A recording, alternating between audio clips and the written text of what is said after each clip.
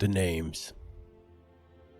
I recently visited the National Mall with my family, and as we walked along the many memorials, I could not help but be moved by the sheer numbers of men and women who left the safety of America's embrace to fight for freedom.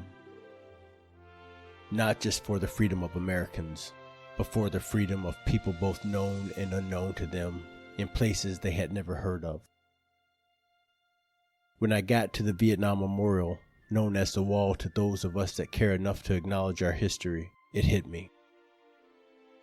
As I walked along at a steady pace explaining the level of sacrifice made by American families in the fight against evil, I quickly glanced at the names. At one point, a familiar name stood out to me, and I stopped for a brief moment. Jack McClure. I touched the name and ran my fingers along the letters, not knowing if the person had any relation to my brother Shawn or not. Secretly, I had hoped so.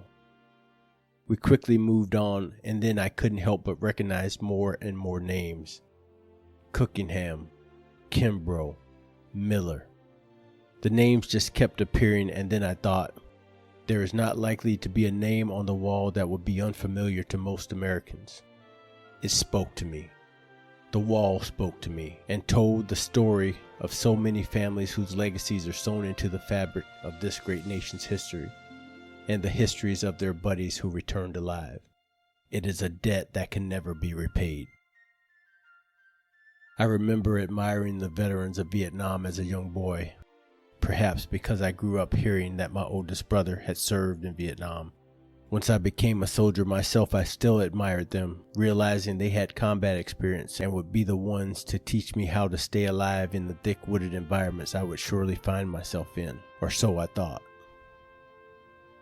As a nation, we owe so much to these brave few, who both willingly and unwillingly answered the nation's call to fight an enemy most would never see, for an objective most would never understand, for the freedoms of people most would never know. May we never forget the cost of freedom, and may we always welcome our warriors home with open arms.